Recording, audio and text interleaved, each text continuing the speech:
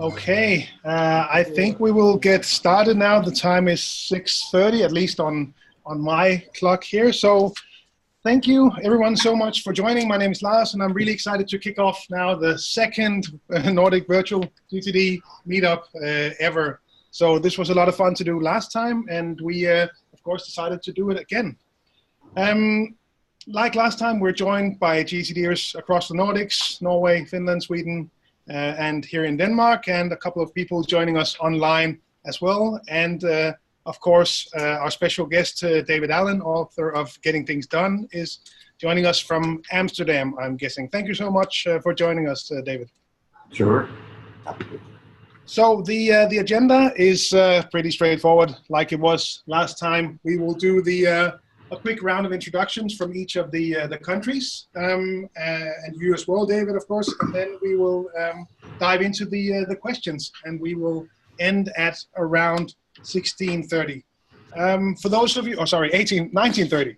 For those of you attending online, feel free to ask questions in the Zoom chat. I don't know if we will get to them, but feel free to ask them there, and if not, then go to your the global forums or perhaps the local forums on LinkedIn, Facebook, wherever that might be.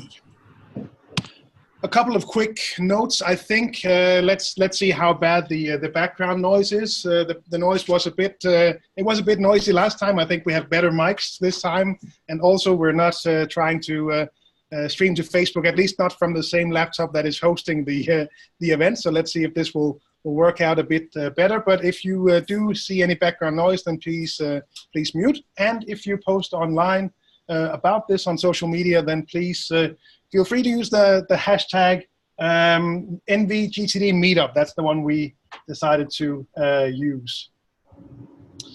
So let's go around the table, starting with I guess we have two groups in Norway. So let's start with you, Espen.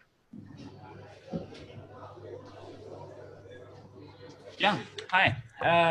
So we're here in Trondheim. Some people off screen and some people on screen. Just gathered here in a nice hotel conference room in a hotel that agreed to sponsor us tonight. So very happy for Choice Hotels, who sponsored this venue for us. Excited to hear from all of you, and great that we managed to gather so many people in so many different places. Cool, thanks, Espen. Let's go to Bjørn Christian. Yes, we are 4 people here at Pizza in Oslo today. Let's hope we can get some more people in. We will at least be the 4 of us. Thanks, Bjørn Christian. And let's move on to Finland. So hello, Jukka here from Finland. We are at FinID Oy, who is kindly hosting the meetup here in Finland. We are all 4 people here. I made the event possible to view via Facebook stream, and naturally when Finns have the possibility to stay at home and not participate physically, they choose the first option. Thanks. Thanks, Jukka. And from Sweden? Yes, hello. My name is Jesper, and we have 7 participants here in Stockholm, and a few new faces. So welcome to this, and looking forward to this event. Thanks. And quickly here from Denmark, where I think 12 people gathered here today. So hi everyone from Copenhagen, and also thanks here to EFS World, who were so kind to save us from not having a place to meet. Thanks Martin for that. And last but not least, David. If your audio is still on, David, or maybe I muted you. No, I muted myself. Thanks. I'm back. Well, when you get to be old like me, you kind of forget stuff. Happy to be here, delighted to be here, and delighted to have such a vibrant community showing up north of me here. So I'm thrilled to be a European now, as Catherine and I are. and nice to be so close in a way, neighbors to you guys. And happy to be here, be a resource if I can be, and just to play with all of you. We're all in this game together, so thanks. Thanks, David. So let's just dive right into it. Not too many other things to do. We've captured some questions in advance. Like we did last time, we will go from group to group, ask a question and see where that takes us. So let's just start off in the same order that we did the round of table. So Espen, let's go to you.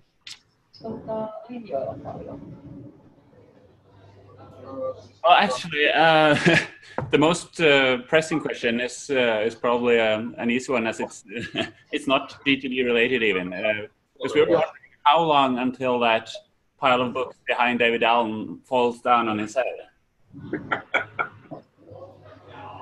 Well, interestingly, interestingly, it's actually a fabulous book stand from Design Within Reach in the US. And it's got the footprint of a big book, but it's all organized so that you can you have a small footprint, you want to have one book. And these are all the different languages that GTD and my other books have been translated into. We were going to throw all these books away in California. The captain said, you know, we probably ought to keep at least one copy of the Korean version, the Chinese version, the Thai version, etc. So, and you know, in webinars and so forth, they like to see books behind somebody. It makes them look like they know what they're talking about. So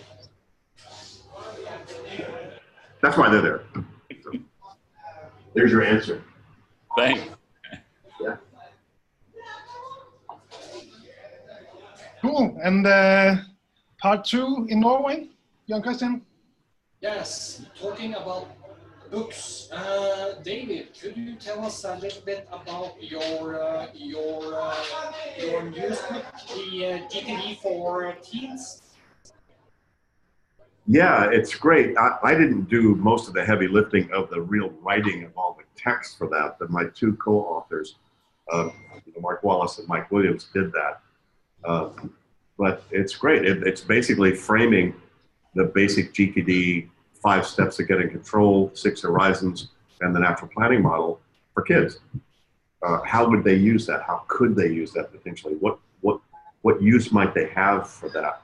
And a lot of good examples for it. So it's interesting because it was written, the book was written for caring adults, parents, counselors, teachers, clergy, whoever, who have an interest in kids getting this before they leave school. Mom is no longer the trusted system. How many of them actually know what to do with themselves once they leave mom for college or a job or whatever? And this is framed as a way to hopefully provide an education that none of us had when we left.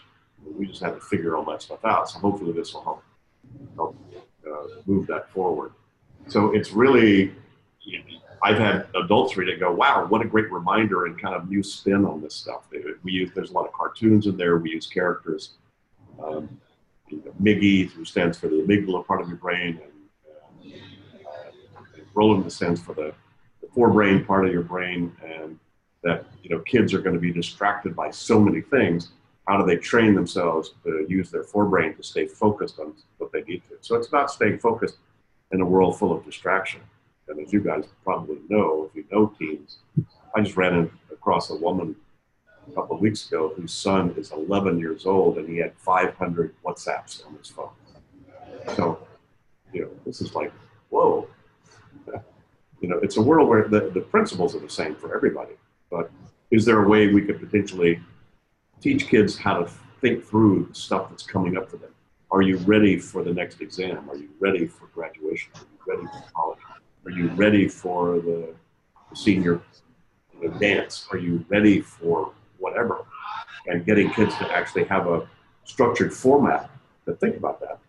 And their parents or anybody around them can help facilitate that process. So we'll see. I think the jury is out about how that's going to work. Who's going to be most attracted to the book itself. but it's written so a teen, and we've had kids younger than 13 look at it and read it, and kind of get it, and certainly useful for kids at college age as well. It's really targeted for that middle school, teen world where, no longer, you're now having to drive yourself. You're now having to manage your own schedule as opposed to having your authority to do that for you.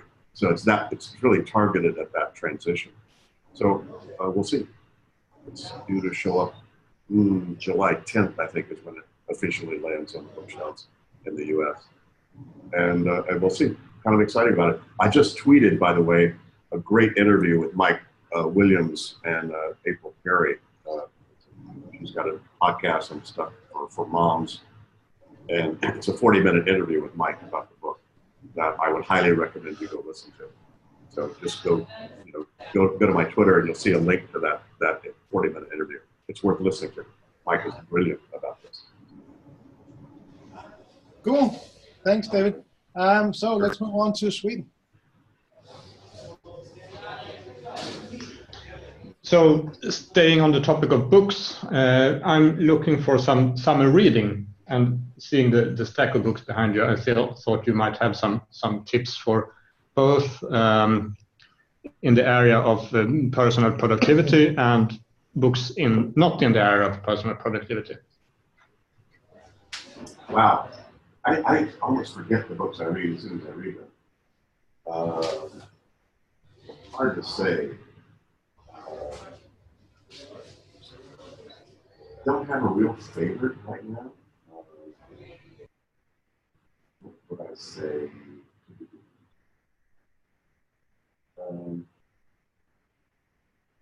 I just read Predictably Irrational, fun book to read by Dan Ariely. It's been out for a while, but just fascinating stuff about how much we think we're being rational in our decisions, but they're really not.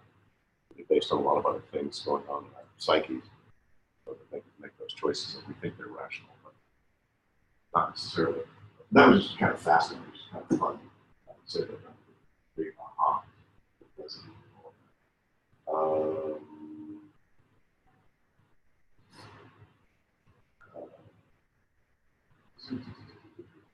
Yeah, that's kind of what's kind of on my radar. I was just given a book called Breaking Rank. This was written by a very senior guy. He actually ran RBS, Royal Bank of Scotland, for the Caribbean. For a while, he's just now kind of retired from that. And I just did a TEDx in Curacao. They invited me to do that. He was also a speaker, and he wanted to chat with me about it. And this is his book about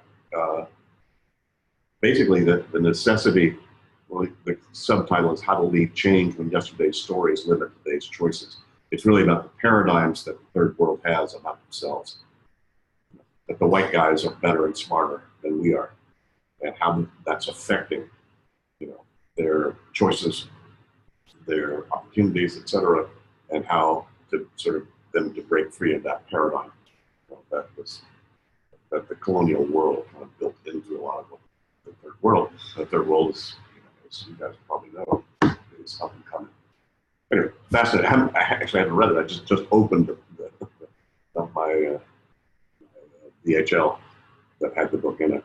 So we'll see. We'll see what that's like. A fabulous book. If you haven't read The Inevitable by Kevin Kelly, highly recommend that. Kevin Kelly was the founding editor of Wired, and I think this came out, The Inevitable came out a year or two ago anyway. It's the 12 trends that you can't stop. And Kevin's point of view is, and he sort of curated his last 20 years of being right on the front edge of the technology world and what's going on. And his point of view is, you think we've come to the end of the digital world? He says, come on guys, we are at the cusp of a change that will make the Industrial Revolution look tiny in terms of where the world is going, in terms of AI and the virtual world and so forth. He said, it's funny, everything, you only call something AI if it hasn't been implemented yet. every one of us right now is already engaging in the world of AI and where the virtual world is coming and virtual realities and so forth. So fascinating. Kevin's a smart guy. Fascinating book. So those are some, that'd be a good summer reading if you're interested in that kind of stuff.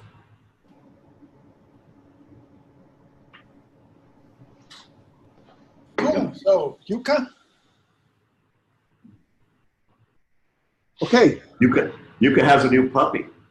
Not yet. We're actually going to pick it up in 2 weeks. Ah. Yeah, very much looking forward to that. Okay, so the first question from Finland is that how do you check in with your areas of focus? How do you keep your areas of focus up to date and in balance with one another? Any routines or best practices that you have found particularly helpful? Yeah, and this is only because you're all so smart and so savvy and so cool. I'll give you a big secret. Teach this stuff so you feel embarrassed if you don't look at your own. You know, come on. Well, no, that's not true. I mean, it's a good idea on some consistent basis to just scan through it. And if nothing else, just to kind of get things current. So whenever I'm sort of doing an extended weekly review, sometimes I'll pull up those maps and say, gee, David, anything else that needs to change or needs to shift on this or needs to whatever. And, you know, my life is not moving that fast like it used to. So I don't need to necessarily revisit all of that in terms of my own accountabilities and responsibilities. But, you know, still things are changing. We're changing the structure of my business. And so that's going to shift some of my own, how I think about my roles and my accountability for the business. Catherine and I are planning to immigrate to the Netherlands, which we can do in a year. That's already been on my project list and been sort of how's our lifestyle, how's our quality of life, how we're spending our recreational time and so forth. So that's kind of been there already. So I think you only need to revisit these things whenever they're on your mind.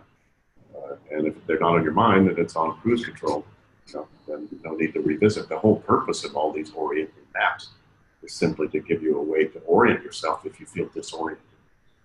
So I felt pretty oriented for a good while lately. So there's a long non-answer to your question. Hopefully that helps. Well, I would like to know if there's a specific piece of software you recommend. I didn't quite hear that. Somebody speak up louder. Software. You want me to go up? Yeah. 1 second. Joo, tuolla kuuluu vaan tähän mutinaan jostain kaukaa. Well, I'm looking for, I mean, the question is there a specific piece of software that you would recommend for GTD, an app or smartphone? No. Computer? No. Well, okay. No, I mean, there are hundreds. Anything that manages a list and anything you'll use can work. Okay. Don't try to assume that getting a new piece of software is going to get you to do GTD. Good luck. Well, It's kind of the strange paradox that if you really get GTD, it doesn't matter what tool you use. You make any tool useful. Just give me a pen and paper and some file folders, and I'll do GTD. It's fine. On the other hand, once you really get GTD, the tool is really cool, and I want the best one. I want everything that's going to be the best. Absolutely. Yeah, I'm with you. I hear it. And frankly, nobody's come up with anything close to even what I'm using, which is basically the e-productivity overlay on IBM Notes that a friend of mine designed several years ago. Nobody's come anything close to it. They're all just list managers. But give me my overlay on IBM Notes. If I sent you an email right now, I just hit a radio button that says waiting for, and it automatically goes to my waiting for list. It automatically date stamps it, automatically puts your name on it. Give me something else that does that. Nothing. So they're just list managers. So until the world decides it really wants something that powerful. Come on, guys, I've tried twice in the early 90s or the mid 90s And then, 4 or 5 years ago, working with intentional software to see if the world was really ready and the technology was really ready for a real GTD app that would take it out way beyond list management, so that you could really, do very, very cool stuff in terms of decision support with it. And A, technology's not there. B, the market's not there to be able to fund, building something like that. I'd love it if there was one. I drew that software back in 1994. I've still got my hand-drawn UI of what the ideal GTD software would be. And I've now shared it with the world. I just shared it at the Next Web last year. The Next Web conference. Look, guys, frankly, nothing has changed the world out there except word processors and spreadsheets. Those changed the world. And nothing else. Everything else has just sped things up. There's been no game changer, but aside from word processing, which allowed us to kind of write the way we think, which is then later on come back and re-edit it. That was a game-changing, piece of technology. And obviously, Lotus 1-2-3 and the spreadsheets and relational databases changed the world too. You could do a whole lot more in 10 minutes than you could do in 10 years, based upon those tools. Those were game changers. Nothing else. Sorry, I'm old and cranky. Somebody else give me anything you think has really changed the game other than speed it up and add volume. Nothing. So yeah, I've got the design. All I have to do is find somebody with about $6 billion that doesn't care about whether the market buys or not, and we could build it. Until then, go home. All right, thanks. So back to you, Espen.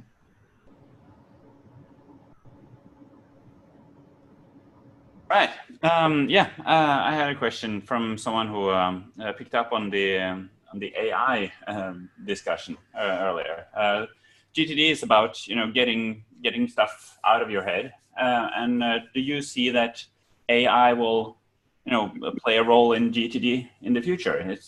It's kind of related to what we were just talking about, the game changers and the technology. So, well, I think so. If for you to be able to walk into a room on Friday afternoon at 3 o'clock, and first of all, the room knows it's you. It also knows it's Friday at 3 o'clock, and it knows that you've had some of your best ideas by just stopping work and having a beer at 3 o'clock on Fridays. And it says, by the way, here's the things you like to think about these times of the afternoon. You want to think about any of those right now. So it won't make the decisions, but it can enhance decision support like crazy. You walk in and go, it's about to spend the weekend with my family. So all of a sudden in the hologram in the room, it shows up with all the pictures of your family people. Punch on your mom, and it tells you her birthday, tells you her favorite color, tells you whatever, her birthday, what she really likes to talk about. Or you punch on your daughter, and it tells you what her issues were that she brought up last week when you had a family council, and you've forgotten about that. It'd really be nice if you really knew that before you go home. Right?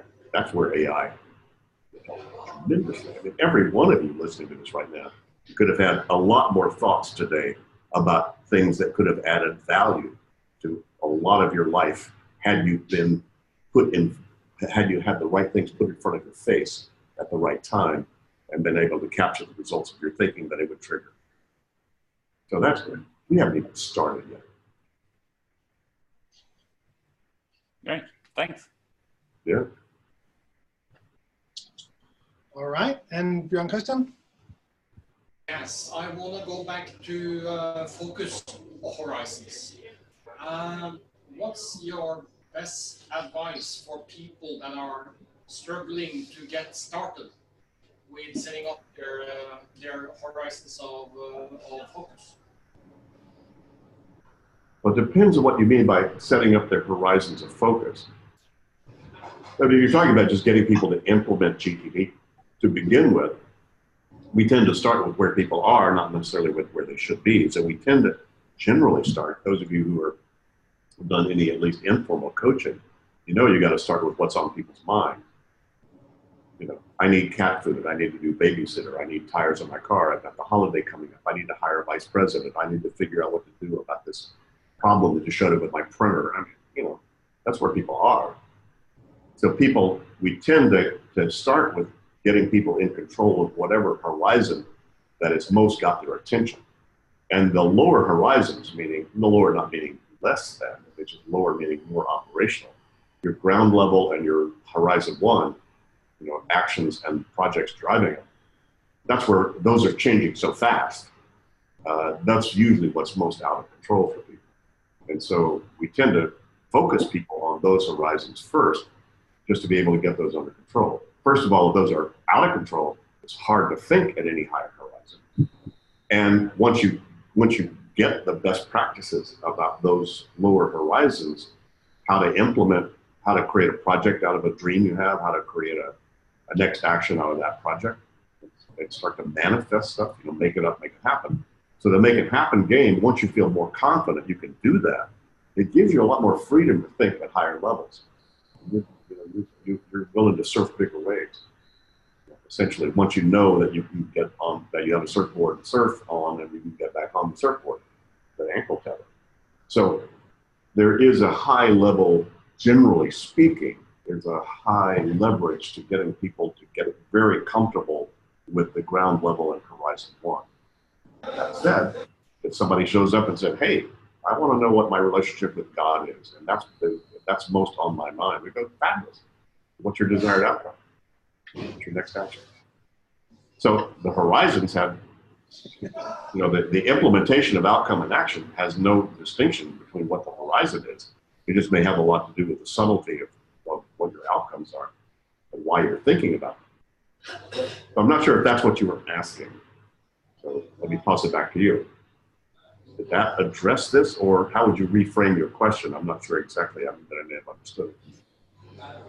Well, I think you answered it pretty well, because at least when I ask the same question, I tend to start with the topmost thing, like where do you want to go with your life? But what you just said now was much more intuitive and much more feasible, because it then points down to how are you able to bring your project forward? What do you have to do to have the time and resources to actually go out and buy cat food?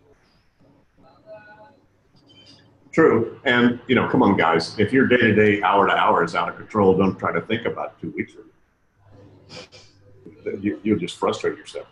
It's like, don't try to teach a pig to sing. You'll just frustrate yourself and annoy the pig.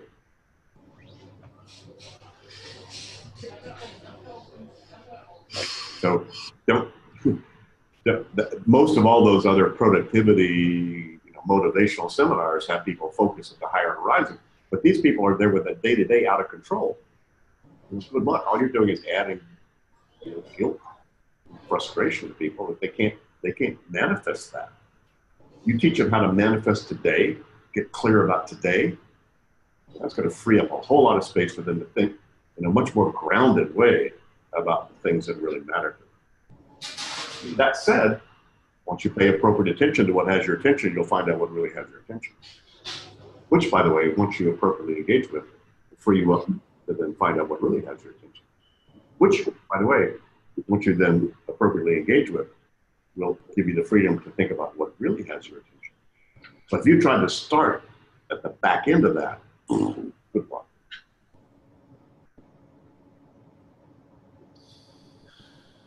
Cool. Let's go to Sweden. Hi there. Well, this is like kind of personal question. Okay, so you feel free to answer that if you like. What is? I mean, I'm very curious. What is your daily morning routine? What do you do? What is the first thing you do when you wake up? Sleep as long as I can. And so that requires me the night before. Yeah. So my day really starts the night before. The night before, I look at my calendar, which has the hard landscape for the next day or two. And that's what I check in on so I can see how long I can sleep. I love sleep. I sleep as long as I can. Okay. And once I wake up, I have a small glass of half a lemon juice and water. Cleanse the system. I make a cup of fresh French press coffee. Read the front page, at least the front page of the New York Times. Play a couple of games of Words with Friends just to get my brain running, because they're on the other side of the planet. So I catch up with a couple of games, Scrabble, and then take my dog out for a pee and poop as required. And then, who knows? I plan as little as I can get by with. So then I just do what I feel like doing, based upon the hard landscape. What external commitments do I have? I have to give me the landscape of the day, and then if I have discretionary time, who knows? I do whatever I feel like doing. Okay. That's very cool. That's very. By the way, great book. Actually, I read it in year 2006, and it was amazing. Actually, it definitely changed lots of my life. I would say actually. Yeah, very good. Great. Let's go back to Finland. Jukka, are you there? Yes, I'm here. So here's a question that was relayed by a few seminar participants that were asking how to utilize the threefold nature of work in a setting where when they have participated on a seminar, usually their colleagues see that these people have become way more efficient at what they do.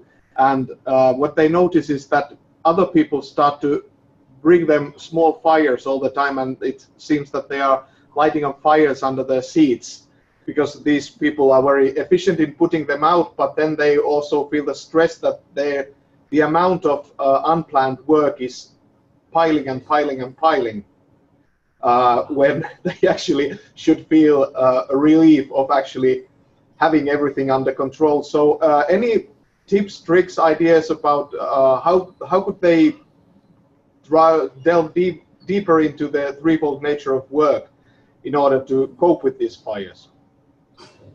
Yeah, it's a good question. I'm going to give you at least two different points of view on this. One is, why the hell are they letting people interrupt them with that stuff? Are they unclear about their job? So if you don't know what your accountabilities are and what your roles are, and the people giving you stuff are not clear about their roles or not fulfilling their roles, that's an OD issue. Right? So, you know, your emergency is not my crisis. And, you know, another point of view on this is there are no interruptions, only mismanaged inputs. You either need that input or you don't. If you don't, stop it. If you do, that's your job. Right? So are they letting themselves take on things that are not their job? So then they're not doing their job because they're doing somebody else's job? That's just stupid. Or unconscious or something. Now, that said, most organizations are unconscious, so understood, you know, why that goes on. Implement holacracy, that'll never happen.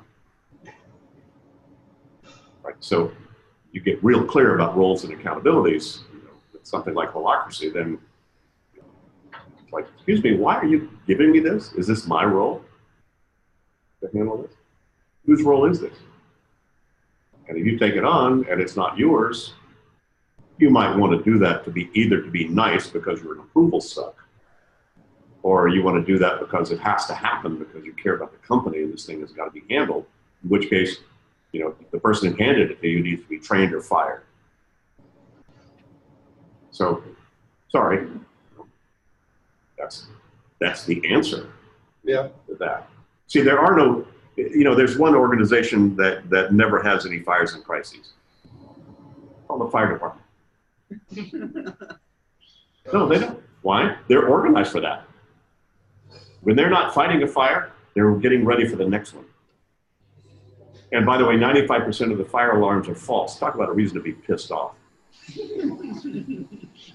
Right? They don't go, oh, that's probably fake, forget it. No, they go, come on, here's what we do. The alarm happens, bam, bam, bam, bam, bam. That's what we do. We go out and they're fighting 5 fires at once. They don't just throw the hoses back in. They fold them up, boom, they get them ready. So, what is this thing about interruptions and fires and crises? It should need to be a more mature thought process that needs to go on. And the threefold nature of work is true. You're either doing stuff that's on your list, doing stuff because the new stuff is more important than anything on your list, or you're deciding, taking the time to figure out, am my list current? That's the truth. That's not something you should do. That is what you are doing.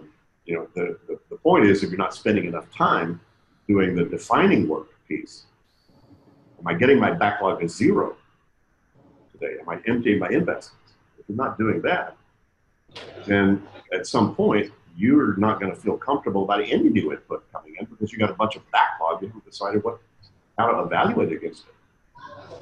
So,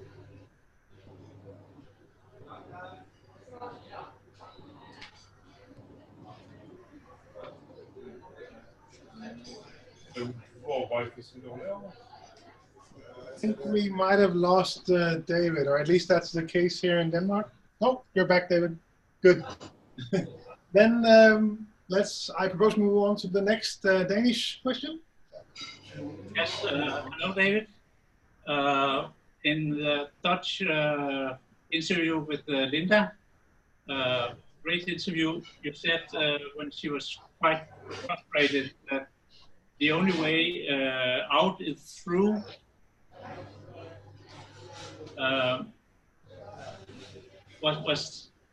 Was that there was no easy way out of when you're overwhelmed, that you need to go through the process? and the question is? It was this remark that when Linda was very frustrated and overwhelmed, you said the only way out is through. And can you elaborate a little bit about it? Is it you need to do all the steps to get rid of this overwhelm that you were seeing? Well, it's quite simply, you're not going to get rid of the overwhelm by ignoring it or drinking or meditating. I drink, I meditate, and I ignore, but those don't handle it. I know all those behaviors, but those don't handle what it is that's creating the stress or the overwhelm. You want to get rid of the overwhelm. Hey, by the way, a fast way to relax. Would you all like to relax more immediately? Yeah, okay. It's real simple. Lower your standards. Just lower your standards. I don't care how much stress I have. I don't care what the kitchen looks like. I don't care that my kids are missed school. I don't, just lower your standards. And your stress will go way down. So if you want to get rid of the stress and keep your standards, you're going to have to do what you need to do to engage appropriately with the stuff that's got your attention. It's about appropriate engagement, folks. Come on, getting things done is not about getting things done. Well, it is in a way, but the primary factor is just being appropriately engaged with whatever your commitments are. And if you let something come into your life and pile up on your desk, I'm sorry, you are not appropriately engaged with it if you let it sit there and yell at you. Either throw the sucker away or decide what it means to you, what you're going to do with it. Park it somewhere you trust. You can actually simplify your life a lot. You just got a big cardboard box. Just label it crap I don't want to deal with. Just put all the crap you don't deal with in that box. Now you're organized. Hey, that's all the crap I want to deal with. Hey, you're cool. Most people don't do that, though. They don't clarify their agreements with these things that they are appropriately engaged with. Come on. I have a strange electronics drawer, like all of you do. Don't you have a drawer that has all the weird stuff you couldn't follow? It's all that, ooh, the thing died, but this charger, I might need that. Or you got this, God, Here.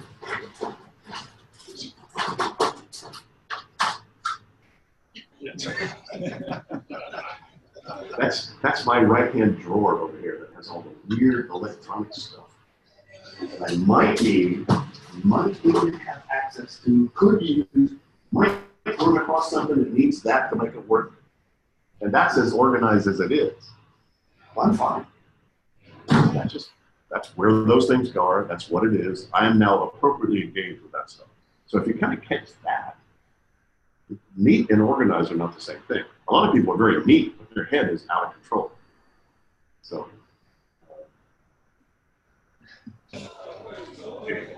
I could keep going on that, but I think maybe that's your answer. Thanks, and thanks for validating that I can have a box of old electronics in my basement that I should feel good about. So let's go to Espen.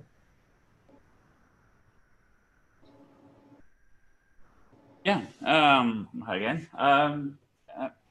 I've spoken to many people recently that kind of identifies that we've been talking about reasons why GTD or other productivity habits didn't work, and we most of the time we found out that the problem was stage 4. Review wasn't done consistently enough or good enough, or it was difficult to keep doing it after a while.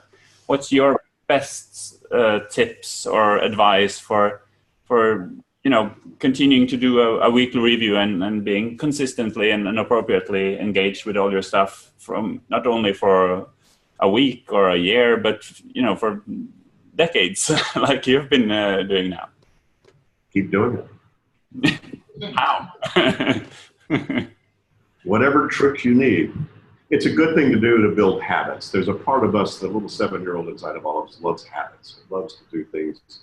Oh, wow, every time I sit here, I do these kind of things.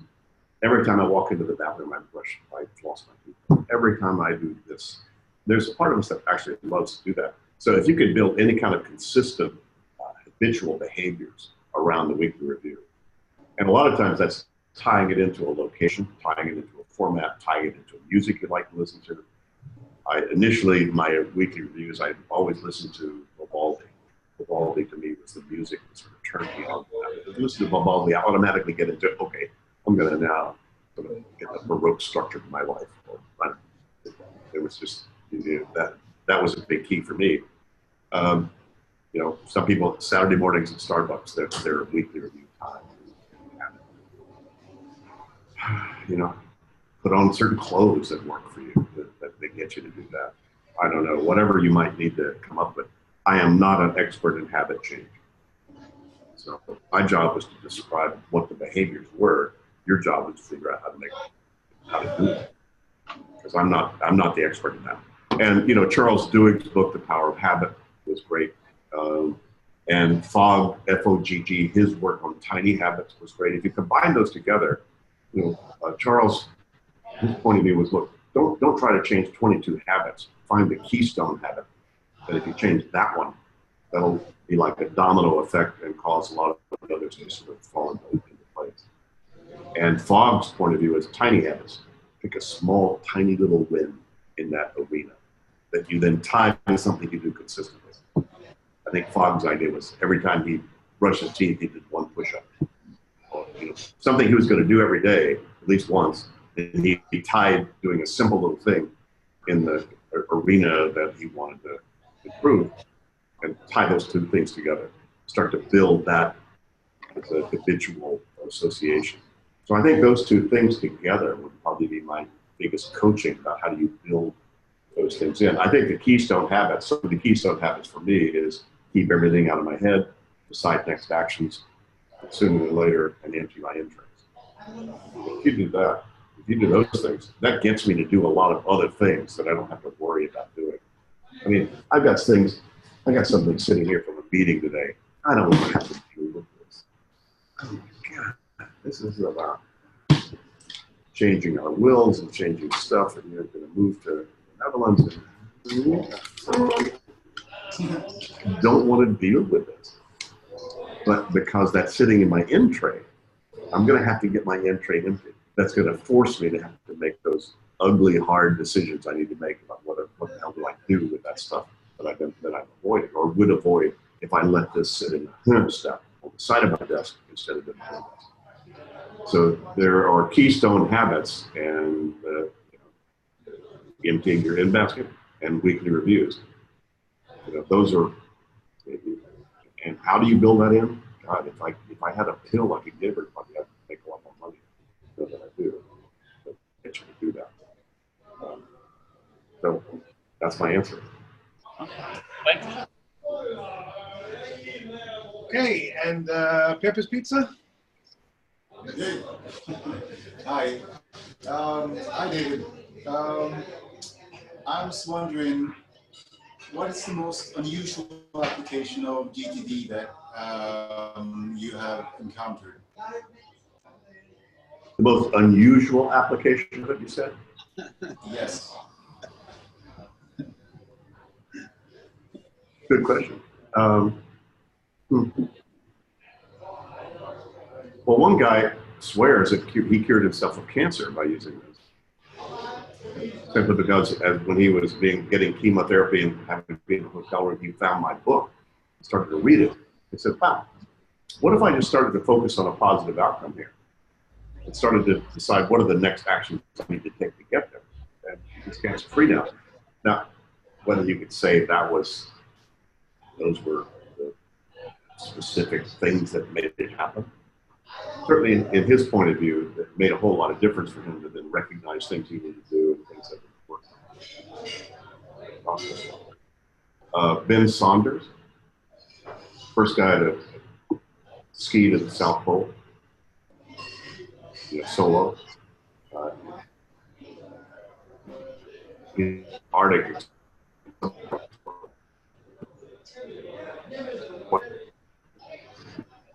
You can be ready. If you're going to do something like that, you better get your act together. This is not simple stuff. So those are kind of unusual, I guess, aspects of it. But anybody focusing on outcomes and actions, I mean, when that starts to happen, I mean, it happens everywhere. And in a way, after all these years, it's all the same. So in a way, nothing really stands out as unusual. Those just happen to be more dramatic examples, I suppose, of applying the productivity. Okay, thank you. Oh, I have to say, the other thing pops to mind. I walked into a room one day, and there were 20 people doing weekly reviews and having a blast, all simultaneously. Wow, that's really cool. They were just 8, 9, and 10 years old. So Mark Wallace, who was their teacher, who was the co-author, one of the co-authors of the new book, had been for 2 years, had been working with kids to understand this whole idea of outcome and action and how do you manage yourself and how do you do that. And weekly review, I walked in the room, the weekly review chart is on the wall. He said, hey, David, walk around and ask these kids what they're doing. So some of them were getting clear, some of them were getting current, some of them were getting creative. Having a great time.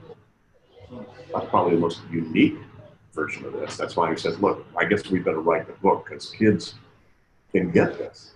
It's not hard. It's fabulous when they do. That's it. Oh, let's move on to Sweden. Yes, I guess you meet people doesn't like GTD, that think that it doesn't work for them. What is the most common complaint or the most common reason people don't like it? They're embarrassed. I think that's my assessment. The most common thing is people have a misconception that it's complex, that it's too structured, it's going to stifle them. A lot of people, like, oh, well, come on. Most of the stuff that's paraded itself as time management and personal organization is crap. So most people's experience with this stuff is appropriate. So, oh, hey, that's another version of crap. I guess, I suppose. Anybody who's willing to engage with it has never said it's wrong. They just said, well, gee, this is really cool, but I just don't do it. or their perception of what doing it looks like is because somebody else is doing it that has 16 lists. They don't need 16 lists. That person may only need 2, but they didn't catch the essence of what this is about. So they just looked at somebody's structure and said, I don't need that much structure. But GTD is not about structure so much as it is having an appropriate structure for whatever you're trying to manage. So with the least amount of psychic effort, you can see what you need to do when you need to do it. So I suppose that's it. Most people go, okay, well, I do my own version of GTD. Yeah, wait 3 years, you'll come back. Come on. What's GTD? It just says, look, what are you doing so your head's clear at any point in time? What do you need to do to get something off your mind? What do you need to decide about it? Where do you park it? So, most people's perception is that it's a system. It's actually a systematic approach. And that systematic approach can work for an 8-year-old or it can work for a CEO of a 400,000 person company. So it's the same process, a lot of different content, and the structure only needs to be the appropriate structure you need to manage the amount of content you have. So it beats me.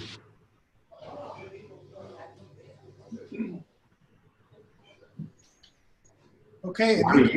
Why do you guys think people resist this? I'm curious.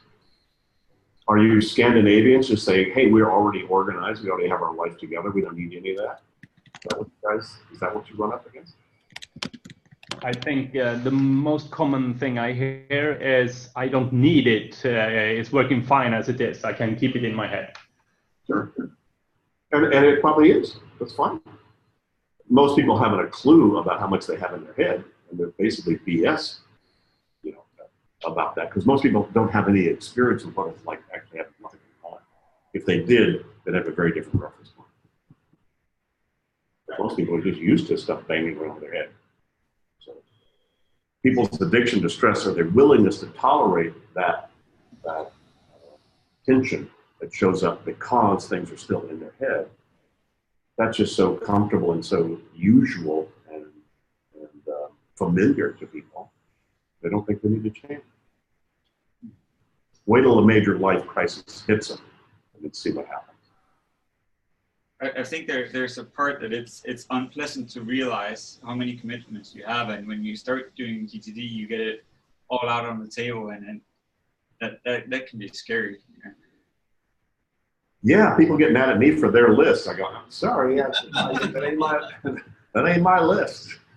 I'm not saying your choice is where you keep track of it. You want to keep it in here, or you want to keep it out here? Right. But it's just read any of the cognitive science literature. They'll tell you which one you ought to do.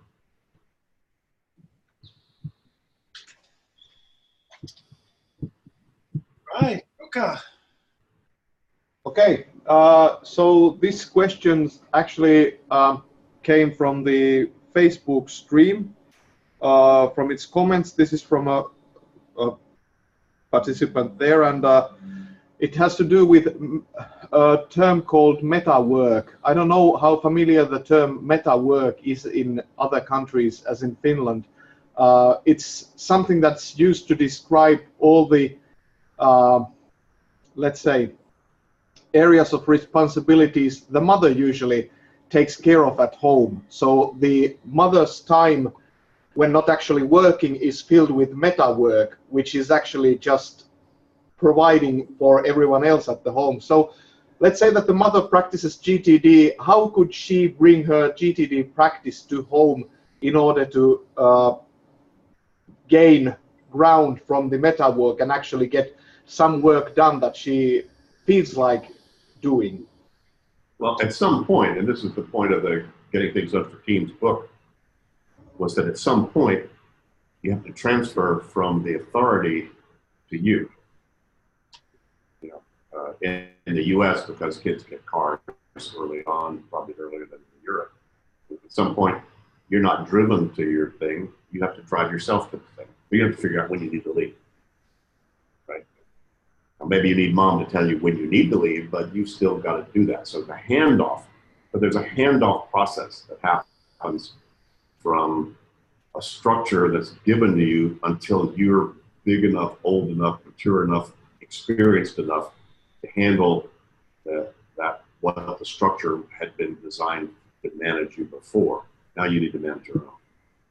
So when kids transfer from middle school to high school, from high school to college, or from high school or college to a job, there's a big transfer of how do I manage myself now in a world that wasn't structured the way it was before. So school is a meta structure, or meta work, if you will. They give you a class schedule, they give you homework assignments, they give you all that. So I suppose that's a version of meta work, which is best I understand the definition. Meaning somebody has defined what your work is. And, you know, in the old days, you know, that was the old pre-knowledge work. You know, the late great Peter Drucker, when he began to define the term knowledge work, said that your toughest job is defining what your work is. Because 100 years ago, most people made their living by making and moving things. So when you showed up unmade, unmoved things, it told you what to do. So the work essentially was defined by the external world in front of you. You didn't have to make it up. But every one of us right now is getting emails right now that do not tell you what to do with that email. You actually have to think. You have to think about it. You have to decide that. You have to decide, what am I going to do with that? And so forth. So there's no meta work that's happening that's telling you what to do with that email. So, yeah. So I suppose meta work would be, ultimately, that's where AI is going to get rid of a lot of jobs, because AI is going to figure out what the meta work is. So, hey, look, when a customer service hits number 3 on the phone, it automatically puts them into this bank. Then they answer A, B, and C, then it moves into this bank. So they're defining meta work. That's a lot of the digital world is doing out there, trying to transform organizations to move to a digital environment, especially at the middle management. Big challenge for that area. I don't know if that's what we're talking about. UK, is that what you think they were referring to? I think more towards the actual doing at home, in a sense that how could the mother, for example, get other people in the household to do GTD in order to just pile up all the dirty clothes in the kid's bed. Okay. Yeah. I don't know. How would you do it? Yeah. Right. So, okay. I am now no longer going to do this. Here's what I think you probably need to get done. Here's how you would do that. All yours. Go. So Yuka, I presume you will let us know how that goes when you give that a try. All right, we're running. We're getting really close to 7:30. Just one last quick question here from Denmark. Yeah, thanks. It's a question of when, well, how to put it now. Sometimes things are getting really busy, and then the methodology gets under pressure, a lot of pressure, and it eventually, perhaps, sometimes, often, it breaks, and I have to catch up again.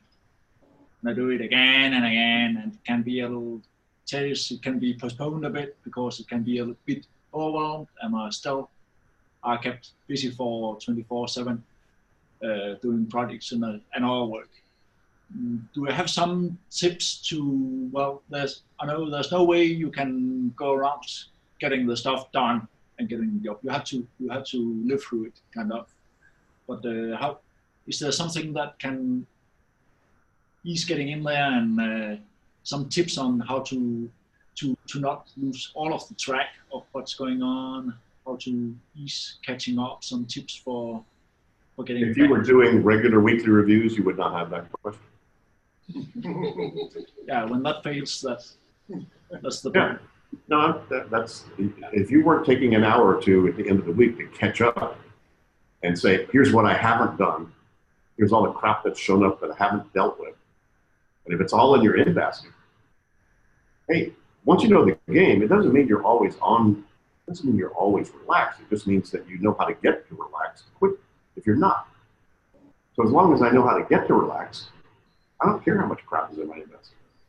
I don't care how many things, whatever. Yeah, I'll do emergency scanning to make sure no barns are burning or there are no landmines sitting out there. But I know how to get clean, so it doesn't bother me. So the kind of zen of all this is once you really get comfortable with the game, you can feel comfortable being totally out of control. As a matter of fact, that's when you're most productive, is when you have the freedom to make a mess. It's just that if you're in a mess, you can't make one. But when I'm not making a mess, I'm cleaning up so I can make the next mess. So being out of control and being really busy, life's like that. Come on, enjoy it, have fun. It's paying for your rent. It's giving you opportunities to expand, to express yourself, to grow professionally and personally. So thank goodness we get stressed, that we get all that stuff. It's just that I just defined the game so that if you want to get back into a next level of control, once you've lost it, then see, if you're not losing control on a regular basis, you're not playing a big enough game. But it just means you're in a big game. Hey, life's like that. Just make sure that your crap doesn't wind up on your desk, it winds up in your in basket. As simple as that sounds, that is really the essence of it. And then make sure at least once a week you pull up the rear guard and catch up with what you're not doing. So you can only feel good about what you're not doing when you know what you're not doing. So when you get really, really busy, and just for all of you, that's a hallmark of your maturity with GTD. Up until a certain point, that stuff will throw you off the game. After that point, that stuff will throw you onto your game, because you know that's what you need to do in order to get back into control.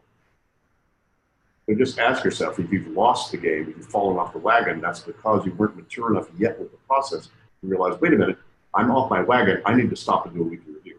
I need to stop and clean up and empty my head and clarify next actions and organize myself again, get my list current and clean.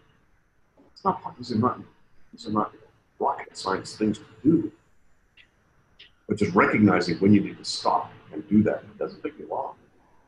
But come on, I resisted like anybody. I'm a fellow student. It can feel crazy, and I don't have time to sit down and do a weekly review, and I know I should, and when I sit down and do it, I'm gone. Of course. So just keep going. Just keep doing it. Just stay with it. If you find a better, easier way to get past all this stuff, guys, teach it to me, and I'll put it in the next book. Well, let's take that as the final words and recommendations for everyone. Thank you so much, everyone, for joining. This was a lot of fun. Thanks for joining in all the physical meetups here in all of the Nordic countries. Thanks to those who joined us online. And of course, thanks to you as well, David, for taking the time to have a bit of fun with us. Lastly, for those of you who may be viewing this online after the fact, you can find more information about our meetups at meetup.com. Just search for GTD and the bigger city in your country, then you will likely find it. And of course, check out gettingthingsdone.com and gtdnordic.com. So we'll close the stream now. Thank you, everyone, and talk to you next time. Bye-bye. Bye.